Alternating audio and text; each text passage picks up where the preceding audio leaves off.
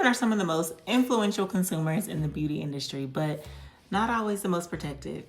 Let's talk about it. When you hear that Black women spend more on personal care and beauty products than other groups, that can sound interesting, or maybe not, right? But there is history behind it. Beauty standards in this country have been shaped around Eurocentric features. So straight hair, certain skin presentations, a very specific idea of what looks polished or professional. And at the same time, there's been real social and professional pressures for Black women to meet those standards, or at least get close enough to them to be taken seriously.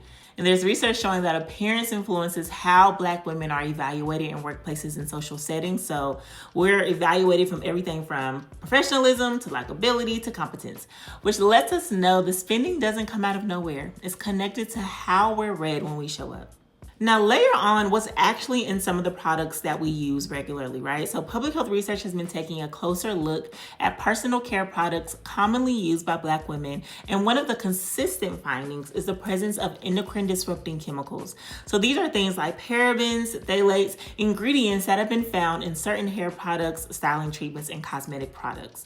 And some studies have linked the frequent use of certain products to higher rates of uterine fibroids, earlier puberty, and increased risk of hormone-related cancers. And this isn't limited to chemical hair straighteners either. I'm talking about products like leave-in conditioners, edge controls, lotions, fragrances, things that we use every single day.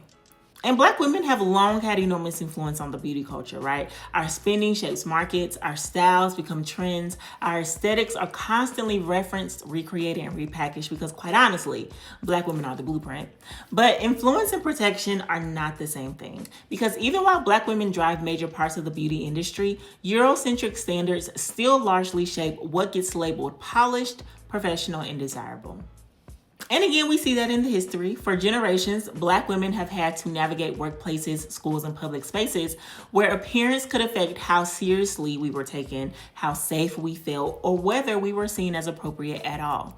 And that pressure has kind of evolved in a way, because you can still see it now in conversations around natural hair, professionalism, clean girl aesthetics, and who gets praised for certain looks versus who gets penalized for them.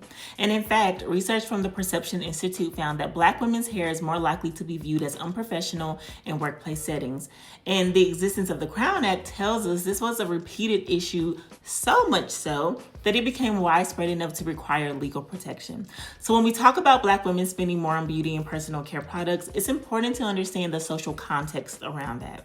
And when you put all this together, conversations start to shift, because now we're not just talking about beauty or personal style. We're talking about generations of Black women navigating standards tied to professionalism, femininity, respectability, and acceptance while using products that in many cases were never fully studied for the people using them most consistently.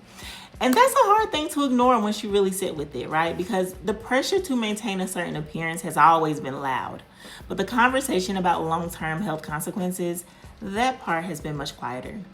All right, y'all, that is this week's Epi Fridays. I hope you enjoyed. I'll see you next week. Bye.